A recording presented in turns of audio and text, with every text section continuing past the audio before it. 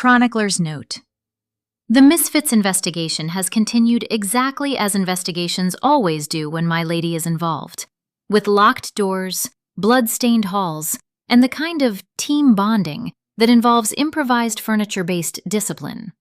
A new companion has been folded into their orbit. The dead refuse to remain properly dead, and, most concerning, someone in that building is clever enough to lay traps. Which means, of course, that the Misfits will step on every single one of them out of sheer principle. The battle against the undead remains chaotic. Brenna throws herself into the crush, punching one zombie down and kicking another off Harmony with the fury of a bodyguard who has run out of patience. Thomas proves he is not merely present, he is effective. His Magitech flintlocks thunder through the room with brutal precision, dropping the wounded undead in a pair of decisive strikes that end the immediate threat. Amalia attempts to finish one of the lingering attackers with a mana strike, only for the creature to slip the blow and lash back. And Harmony begins to pray, not for herself or the Misfits, but for the souls trapped inside borrowed flesh. Healing light knits the living and burns the dead. The room becomes a tight knot of evasion, damage, prayerful guidance, and grim persistence until the last of the undead are finally put down for good. With the danger cleared, the Misfits regroup and, briefly, act like professionals. Brenna lays into Harmony for poor battlefield positioning. Frontline is fine, being surrounded is not. Harmony, stubborn as always, argues that a sword and faith are perfectly good solutions to most problems. Thomas inadvertently backs her up, which only makes Brenna's lecture sharper. Harmony accepts the scolding with a pout and a "Big sis?" and then immediately proves she has learned absolutely nothing by resuming her commentary, this time assigning Thomas a new identity. Harmony calls him Butler Adrian, a teasing jab at how much he resembles Adrian at a glance. Thomas politely requests she not steal someone else's name and staple it to his forehead. Adrian decides to escalate the bit. If Harmony insists on titles, then he is now Barber Adrian. While the banter spirals, the practical work gets done. Harmony and Amalia gather adventurer tags and begin the grim duty of accounting for the fallen. Harmony offers prayers to guide the dead to rest, and Thomas, dark humor intact, admits he's grateful he apparently looked too tasty to end up like the others. The joking continues. Brenna's patience does not. As Harmony reenacts the fight with full sound effects and gratuitous embellishment, Brenna decides the only language Harmony understands is impact. First, a bump on the head, then a harder hit, meant less as cruelty and more as the frustrated, corrective smack of someone trying to keep the team alive.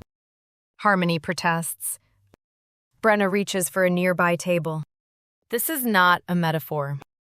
Brenna hefts the table like it's a weapon of righteous discipline and stares Harmony down with a single question implied in her posture. "Are you going to be serious now?" Harmony, sensing imminent furniture-related consequences, goes for the oldest trick in the book. She points behind Brenna and shouts, "Look! A barbarous with an ancient family sword!" It is pure distraction, an emergency exit made of words. Harmony bolts. Brenna spins and swings the table full force where Harmony pointed, roaring for the threat that isn't there. Rah! The table explodes against the wall in a storm of splinters. Harmony is gone. Harmony, having narrowly avoided becoming a cautionary tale, slips into the hallway and to the next door, where the erstwhile sword priestess does something rare. She checks for traps. Thomas offers to pick locks if needed. The door is examined. No traps are found. Harmony opens it carefully and immediately locks eyes with someone peeking around the corner from the other side. Harmony's scream is instantaneous. She falls back, hard.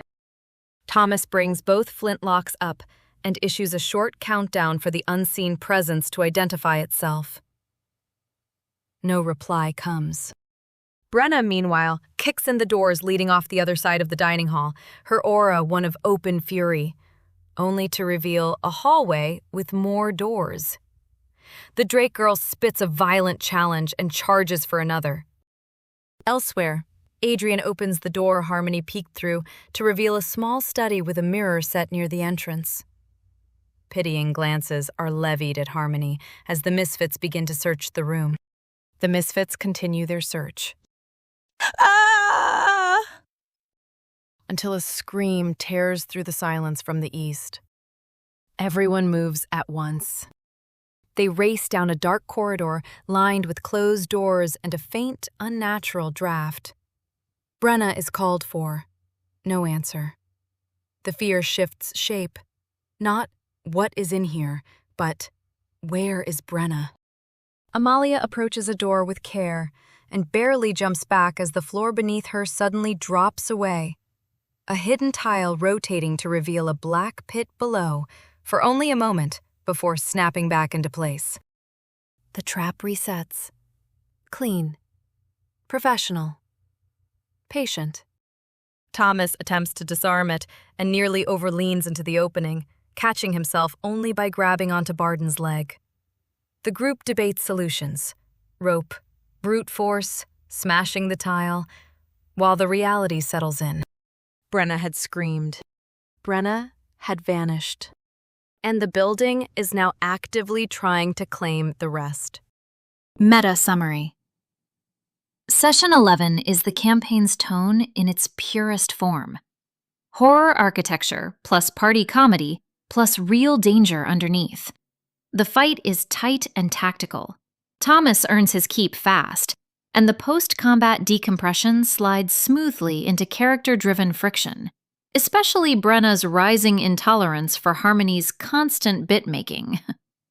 3 key character beats land cleanly.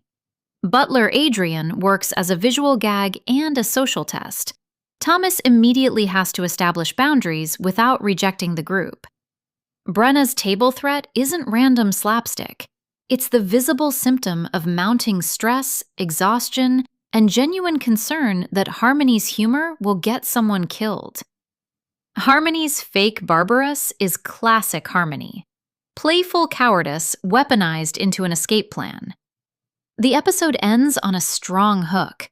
The scream, the missing party member, and a resetting floor trap create a next episode urgency that's both mechanical and emotional.